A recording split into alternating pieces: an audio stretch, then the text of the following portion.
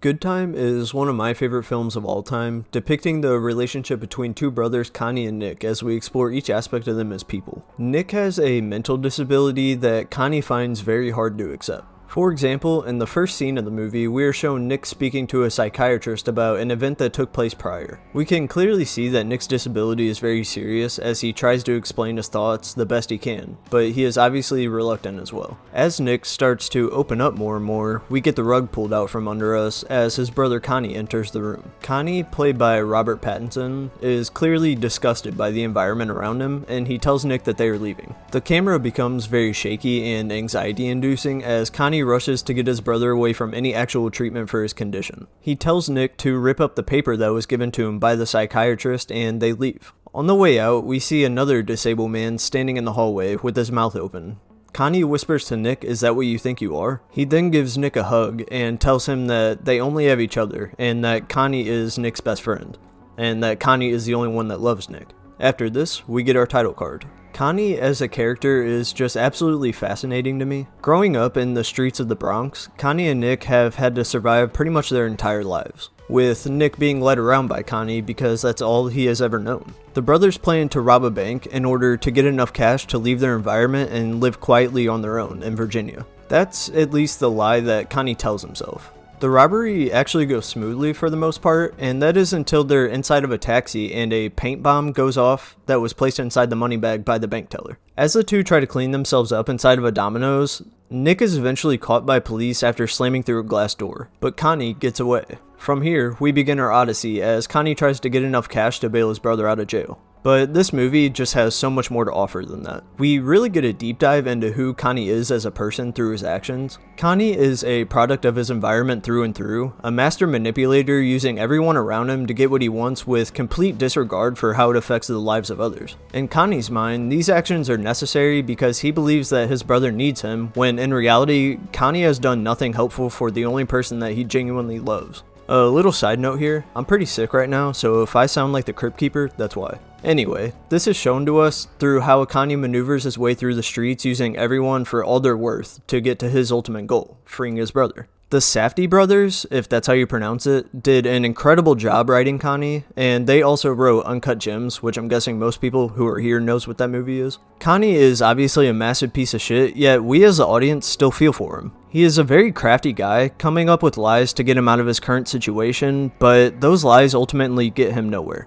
Connie spends the duration of this film chasing his own tail in a sense, and making the situation just all around worse for everyone around him and himself. So let's go back to the story for a second. Connie of course needs money to bail his brother out of jail, like I mentioned a second ago. And of course his brother Nick is completely unprepared for jail and could never be prepared due to his mental condition, and Connie knows this. He starts by going to his girlfriend and her mother's house to get a credit card to get the 10 grand that he needs to get Nick out of jail. On the car ride to the bail bondsman, he tells his girlfriend that it's only a few $1,000s, it's not much. He doesn't tell her that it's 10 grand. This is of course a manipulation tactic to soften the blow just to get what he wants. Once they get to the bail bondsman, this scene is very hectic and just incredibly anxiety inducing. His girlfriend is on the phone yelling at her mom while Connie and the bail bondsman are arguing. This movie just creates a constant anxiety feeling that I have never really experienced in a film before. I'm a very anxious person as is, so this one really just had me ridden with anxiety the entire runtime. We watch as things start to fall apart with the bail bondsman. First, Connie is told that his brother's at the hospital now, Elmhurst. This is due to Nick being beat up inside a jail because he steps on too many toes, and he's never been in an environment like this, and he is not made for an environment like this. And his girlfriend gets the call from her mom because she saw that the card declined for $10,000, and this just creates chaos inside of the office. And ultimately, Connie doesn't have the money. So the bail bondsman won't give him back the other money that he gave him from the robbery, but he says, bring back the 10 grand and you can get your brother out. So instead, Connie heads to the hospital to steal his brother back. But the plan goes wrong when he realizes that he grabbed the wrong guy, a small-time acid dealer named Ray. Ray is an incredible inclusion into the mix. He was a small-time acid dealer, partnered up with his friend Khalif, I think that's how you pronounce it, selling acid out of an arcade, and they're almost caught by police. So they're chased into an amusement park named Adventureland, where they hide a Sprite bottle full to the brim with LSD. This bottle is worth a ton of money. If you think about it, each tab of acid only has a few drops on it, and The normal price per tab is about $7 to $10 if I had to guess, and I'm just going off of real life prices. And this Sprite bottle is filled to the top, so this isn't a small amount of money by any means. So Ray stops a taxi to try to get away from the authorities, and the driver catches onto this, so he speeds the car up. Ray decides that his only option is to jump out, going like 60 miles an hour, and it completely fucks him up and he gets arrested in the process. And this is how Ray ends up at Elmhurst Hospital, where Nick was sent. Ray is an awesome inclusion into the story, acting as almost a mirror to Connie. The only difference being, Ray knows that he's a fuck up and Connie is still in denial about himself. There's a great scene towards the end of the movie that perfectly depicts this. Ray and Connie are inside the apartment of a guard that works at Adventureland, and the events that get them here is a whole thing on its own, and I don't really want to spoil it because it's one of my favorite sequences in the entire movie. Once they're inside, Ray goes straight for a nice bottle of whiskey right away. Getting decently drunk while Connie thinks of his next move, the news comes onto the TV showing Connie's face and shows that he is wanted for the bank robbery.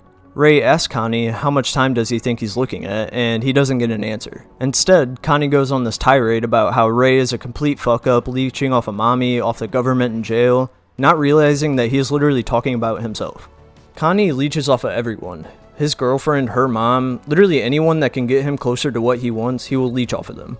This is kind of the final straw for Connie's character. If anyone in the audience had any semblance of hope for this character, it is completely gone now.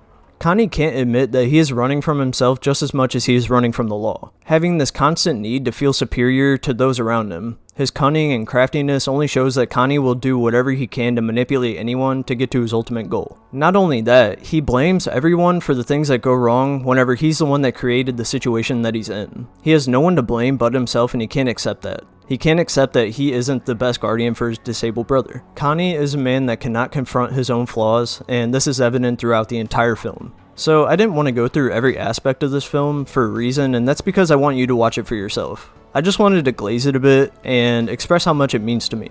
Acts that are made out of love can still be incredibly destructive, and I think that wraps this film up in a nice little bow. Just because Connie makes these decisions to free his brother doesn't make them noble by any means. Connie is still a self-centered master manipulator, and I genuinely think that Connie thinks his decisions are in the best interest of his brother. Thank you guys for watching.